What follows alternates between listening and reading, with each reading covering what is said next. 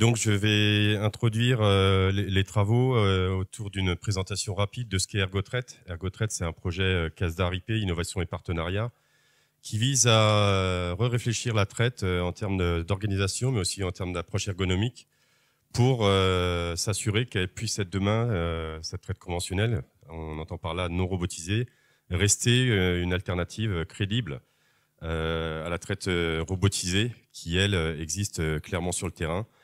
Et l'idée, c'est d'arriver à des traites efficaces et de qualité, comme elles peuvent l'être aussi déjà parfois, tout en préservant bien sûr la qualité du lait, le bien-être des animaux, c'est quelque chose qui a toute son importance, vous allez le voir tout à l'heure. Le confort et la santé des treilleurs, il n'y a que comme ça qu'on dure dans le temps, c'est en essayant d'avoir des conditions de travail qui soient d'intérêt pour soi, mais aussi pour les autres intervenants sur l'élevage, et au global répondre aux attentes actuelles de la filière et de la société. Comme dans beaucoup de projets, on a essayé de commencer par un état des lieux pour essayer de ressentir quels étaient les freins et motivations autour de ce métier de treilleur. L'action 2, sur lequel on va passer un peu plus de temps tout à l'heure avec la présentation de Sébastien, c'est des approches complémentaires, on va dire empiriques pour certaines, plus innovantes pour d'autres, pour essayer de voir comment, avec une approche multidimensionnelle et globalisante, on arrive à toucher du doigt la qualité de la traite, les aspects ergonomiques, mais aussi le bien-être animal, sur des systèmes de traite de référence qui, on l'espère, seront les systèmes de traite de demain. Et on est actuellement sur une phase où on commence à intégrer ces éléments et notamment à mettre à contribution des groupes d'étudiants qui travaillent sur des supports pédagogiques pour les apprenants d'aujourd'hui qui seront les éleveurs et les conseillers de demain. Donc, comme le disait Marie-Pierre, le premier travail qu'on a fait, c'est d'essayer d'objectiver les freins et motivations autour de ce métier de treilleur.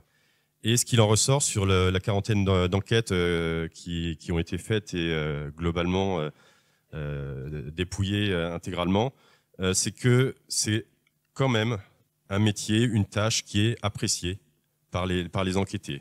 69% d'entre eux disaient que c'est un moment agréable, et notamment avec ce verbatim qui est de dire, en salle de traite, on voit tous, c'est un moment de contact avec les animaux, c'est un moment où on voit ce que sont les résultats de sa conduite zootechnique. C'est un moment donné où on peut aussi se préparer à la suite, à savoir le reste de la journée et faire le point sur ce qu'on a pu faire sur les temps précédents.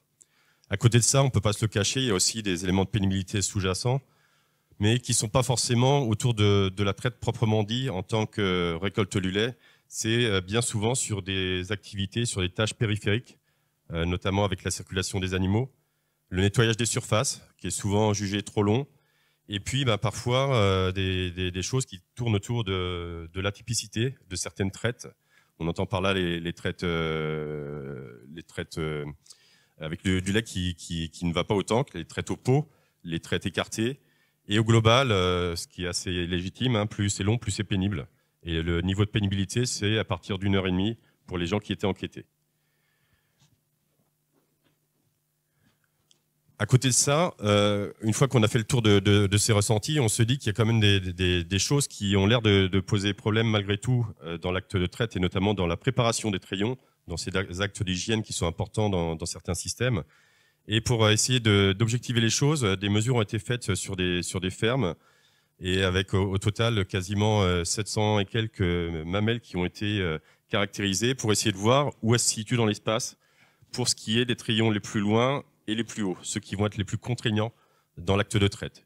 Et donc la stagiaire qui a travaillé sur ces mesures, Juliette Fazillo, qui vous a d'ailleurs rejoint l'Institut depuis, s'est attachée à prendre principalement des hauteurs de plancher mamelles pour voir où se situe le trayon le plus haut par rapport au plancher des vaches, et ce qu'on appelle la distance d'atteinte horizontale, c'est-à-dire jusqu'où il faut que j'allonge le bras pour pouvoir aller chercher le trayon le plus loin. Et au global, sur les 7 fermes sur lesquelles ont été faites ces mesures, il s'avère que si on compare les mesures de ces trayons les plus hauts, puis après les plus loin par rapport aux caractéristiques des trayeurs, et sachant que les zones de travail en confort se situent pour la verticale entre la main le long du corps et la main jusqu'au niveau de l'épaule. Après, on se situe dans des zones d'inconfort. Et pour ce qui est de la distance d'atteinte horizontale, c'est la main le long du corps jusqu'à 2/3 de l'allongement du bras. Au-delà, ça devient plus pénible. Et on s'aperçoit quand on regarde ce graphique-là que malheureusement, pour tout ce qui est vertical, la grande majorité des exploitations présentent des trayons qui sont bien trop hauts par rapport aux caractéristiques des trayeurs. Alors c'est d'autant plus vrai sur des installations en traite par l'arrière et un petit peu moins vrai avec un peu plus de vert et un peu plus de jaune sur les installations en épi. Pour ce qui est de la distance d'atteinte horizontale, donc c'est-à-dire jusqu'où je dois pousser ma main pour aller chercher le trayon plus loin, on voit que les choses s'améliorent un tout petit peu, mais restent quand même relativement dégradées, avec, à l'inverse de ce qu'on a vu tout à l'heure, des situations un peu plus favorables sur des salles de traite en épi et des situations, oui, j'ai dit l'inverse, des situations plus défavorables sur les installations de traite en épi et des situations plus favorables sur les installations de traite par l'arrière avec des animaux qui sont plus proches du trayeur. Donc globalement, ce qu'il en ressort, c'est que c'est vrai que c'est pas forcément évident d'intervenir sur certaines dimensions, notamment sur cette notion d'horizontalité. Il y a des positionnements des animaux qui sont liés aux contentions avant, mais aussi aux contentions arrière. Par contre, il est quand même bienvenu de prendre en compte la taille de ces animaux au moment de réfléchir le dimensionnement de l'installation et notamment au moment de réfléchir la hauteur du quai. C'est pas que la taille de l'éleveur qui va être prise en compte, mais c'est aussi le positionnement des mamelles dans l'espace. Et ce qui est certain, c'est qu'il y a aussi besoin d'avoir une approche globale à ce niveau-là. Réfléchir par rapport à l'humain, c'est une chose. Réfléchir par rapport à l'animal, c'en est une autre. Il faut aussi prendre les choses en juxtaposition pour s'assurer que, en faisant évoluer un élément de contention, on ne vienne pas dégrader un autre paramètre, comme par exemple la visibilité de l'éleveur sur les mamelles, qui est quelque chose quand même d'assez important pour que les gestes soient bien faits et notamment se fassent en sécurité, sans qu'on ait besoin à se baisser pour passer sous une barre de contention et éventuellement prendre le risque de prendre un coup de pied de vache.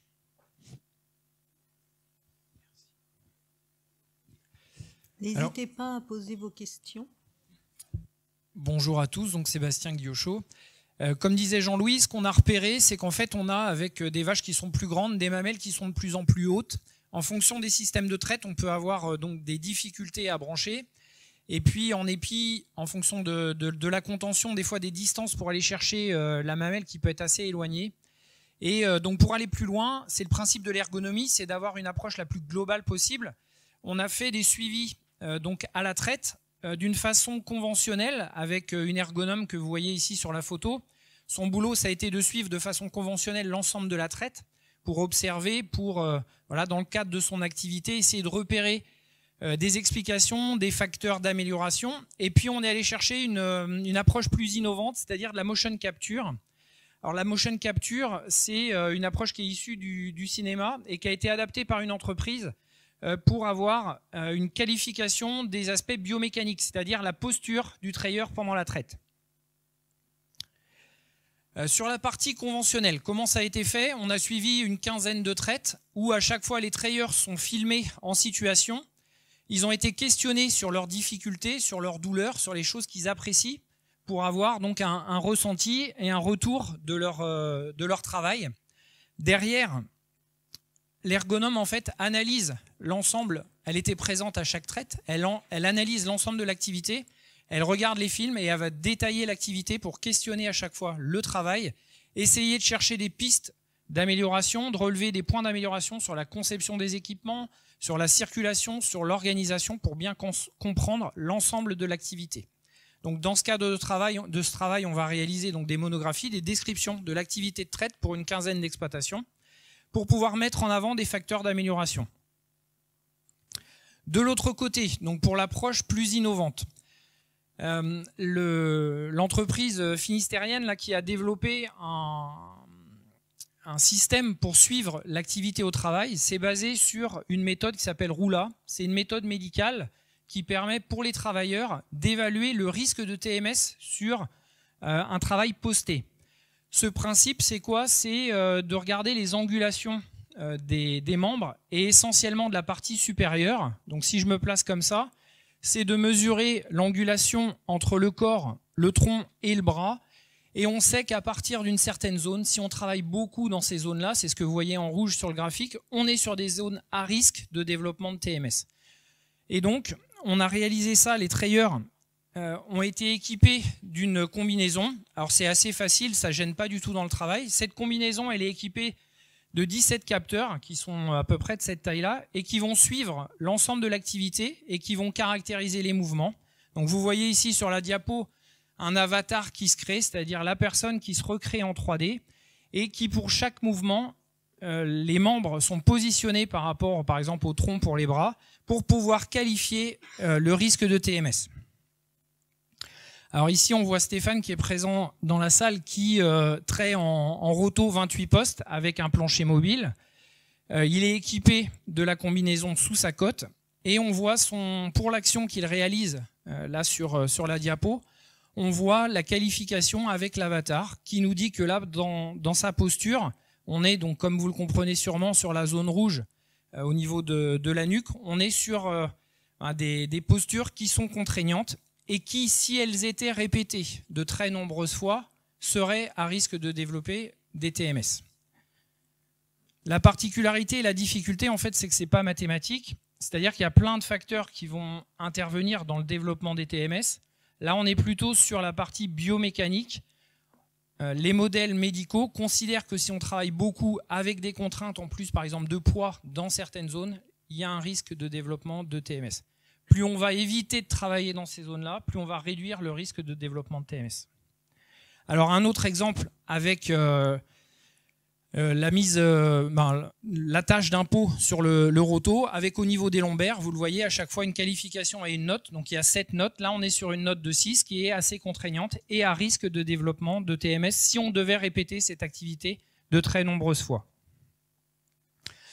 L'objectif de tout ça, que ce soit la méthode conventionnelle ou l'approche par motion capture, c'est de bien caractériser l'ensemble des situations de travail à la traite et des tâches associées. Jean-Louis en parlait au début sur le lavage, sur tout ce qui est transfert du lait au veau, pour mettre en avant des pratiques et des équipements qui sont améliorateurs, des facteurs d'amélioration.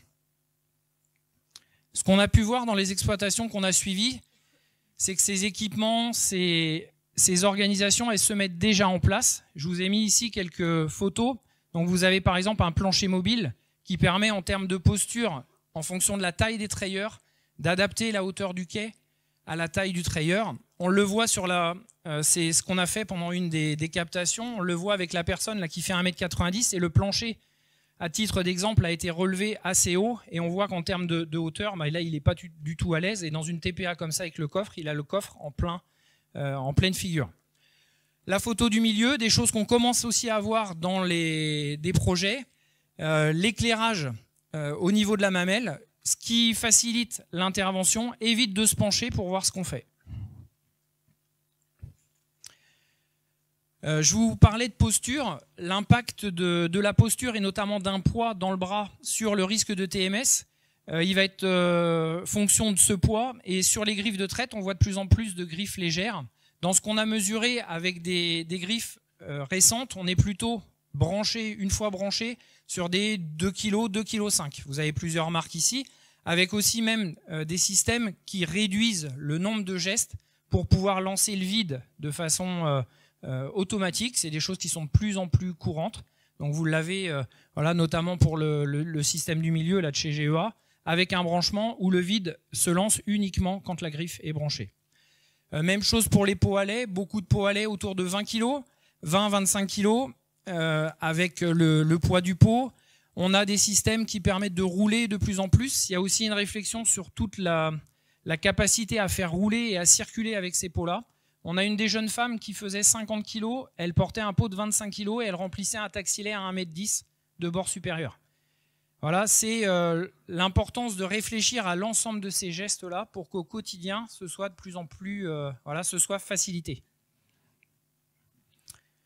Donc, ce que je vous disais, la diminution, la facilitation des gestes, pour être positif, on voit de nombreuses améliorations sur ces salles de traite, avec, à une certaine époque, beaucoup de gestes qui se faisaient à 2 mètres. Là, ici, sur le côté, un lancement du vide, donc sur un système qui est intermédiaire, il y a plus récent qui se fait avec la hanche, en rive de quai. Un taxilet avec des hauteurs rabaissées. Donc, par contre, la question où il est placé pendant la traite pour pouvoir le remplir. Et un pont avec un dispositif de levage, simplement par pression, et pour éviter d'avoir des poids importants à relever pour passer.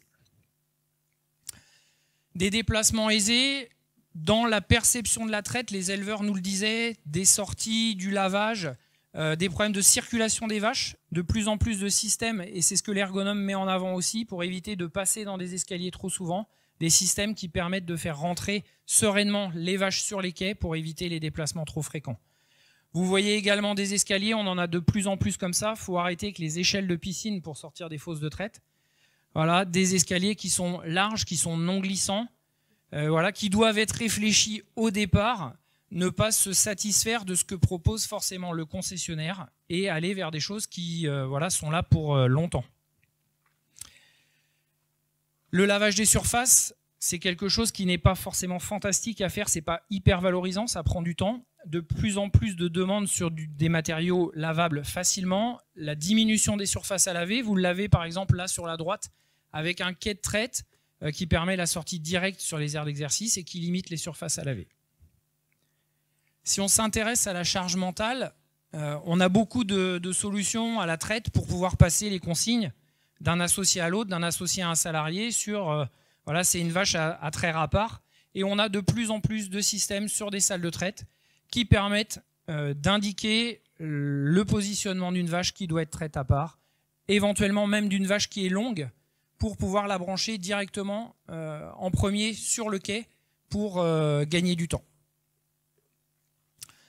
Donc, l'amélioration des conditions de travail à la traite, c'est une approche qui doit considérer le travail dans toutes ses composantes. Ce n'est pas que de la biomécanique, c'est certes des histoires de posture, mais c'est aussi des histoires d'organisation, de charge mentale.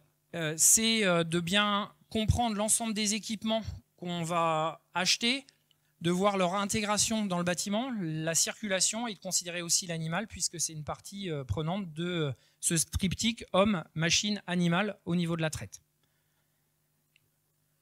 L'objectif, et Jean-Louis en a parlé, c'est de diffuser ce qui va ressortir de tous ces suivis, des équipements qu'on voit, des conseils, des méthodes pour appliquer ces principes-là aux projets neufs mais aussi aux améliorations de l'existant, puisque le robot est très présent dans les projets de traite en neuf, mais on a quand même de très nombreuses salles de traite qui sont présentes sur le terrain. Et c'est une bonne chose de faire évoluer les outils pour améliorer ces conditions de travail, voilà, pour attirer des bras, que ce soit des jeunes, des JA ou des salariés. Pour attirer des bras, il faut en prendre soin.